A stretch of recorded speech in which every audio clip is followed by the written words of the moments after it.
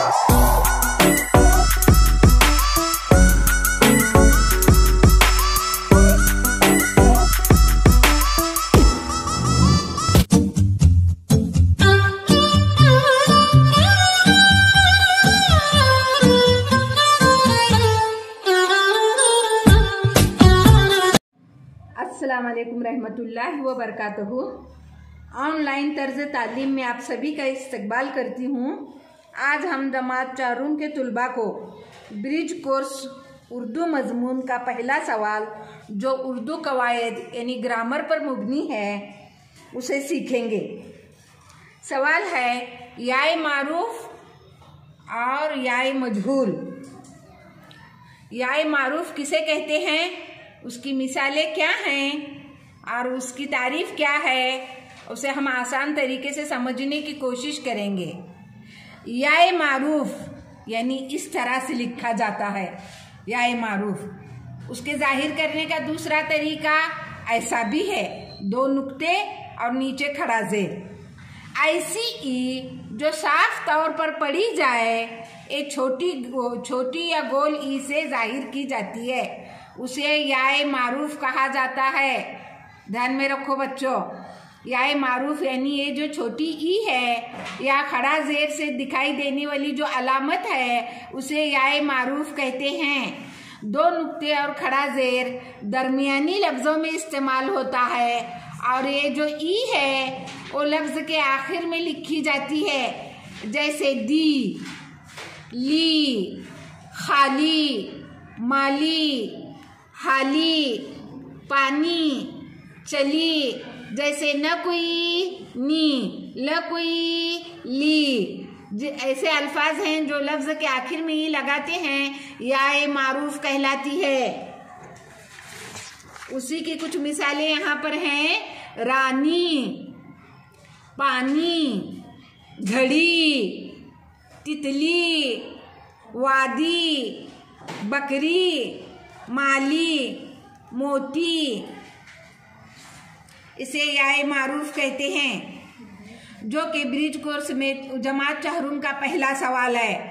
याए मारूफ यानी जिस लफ्ज के आखिर में ई लगाई जाती है वो मारूफ कहलाती है, याए मारूफ कहलाती है। और वही ई जब लफ्ज के बीच में आ जाती है तो उसे इस तरह से जाहिर करते हैं, दो नुक्ते और खड़ा जेर। जैसे यहाँ पर बताया गया है मिसाल के तौर पर, दीन, पीर, फकीर, गीत, अजीब, अजीज वगैरह वगैरह। ये याए मारूफ की अल्फाज हैं। जब बीच में आ जाता है तो दो नुक्ते और खड़ा जेर बन जाता है, और जब लफ्ज के आखिर में आता है तो इस तरह से ई लगाकर लफ्ज बन जाते हैं, जैसे न कोई नी, र कोई ली, ल कोई ली, द कोई दी। ये तमाम याए मारूफ की मिसालें हैं। उसी तरह हम याए मजहूल को देखेंगे आसान तरीके से। जो ऐसा ए लिखा जाता है उसे याए मजहूल कहते हैं, जो बहुत खींची नहीं जाती। जब उसे पढ़ा जाता है तो खींचना नहीं पड़ता, और जब वो बीच में आ जाता है लफ्जों के तो उसी को इसी तरीके से लिखकर दिखाया जाता है, दो नुक्ते वाला य। ऐसी ए जो खुलकर पढ़ी न जाए इसे याए मजहूल कहते हैं, उसे इस तरह से लिखा जाता है। ये दोनों तरीके हैं याए मजहूल के लिखने के। तो मिसाल के तौर पर के, से, दे, ले, बड़े, छोटे, पढ़े, ये मिसालें याए मजहूल की हैं। उसके अलावा से, फे, के, जाले, बच्चे, ये याए मजहूल की अलामत, हाँ, याए मजहूल की मिसालें हैं। उसी तरह जब याए मजहूल लफ्ज के बीच में आ जाता है तो उसे दो नुक्तों से जाहिर किया जाता है, जिसे याए मजहूल ही कहेंगे हम।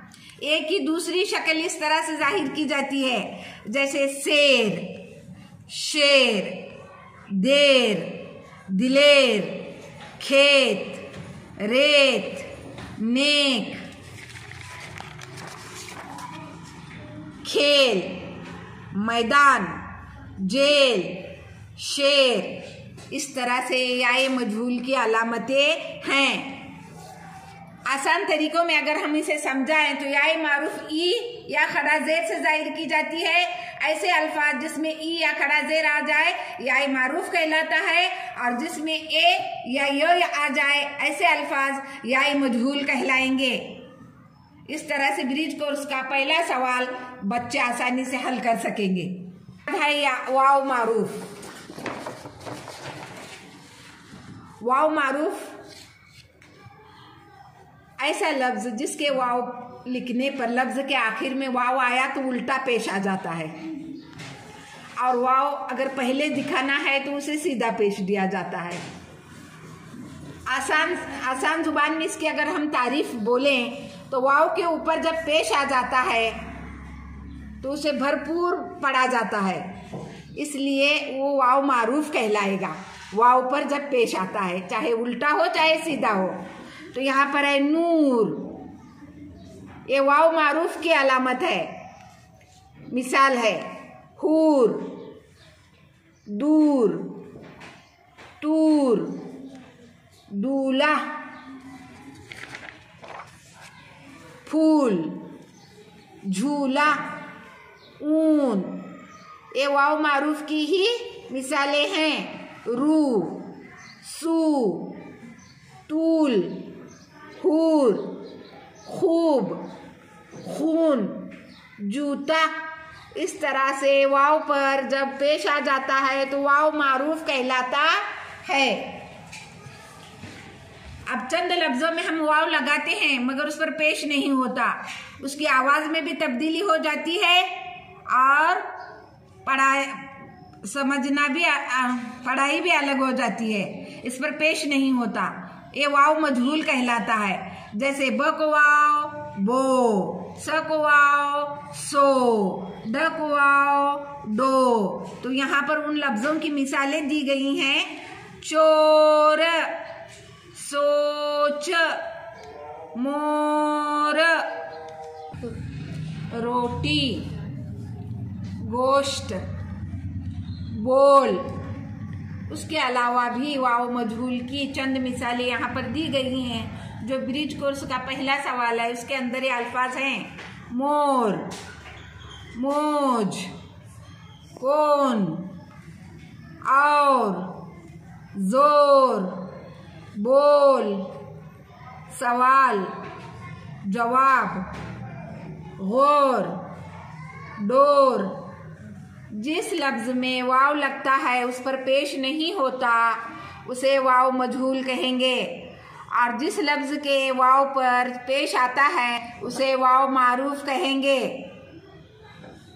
कि बच्चों ने अच्छी तरह से इसे समझा होगा और बार बार इसे समझने की कोशिश करो ताकि तुम्हारी समझ में आ जाए और आसानी से वो सवाल तुम हल कर सको। खुदा हाफिज।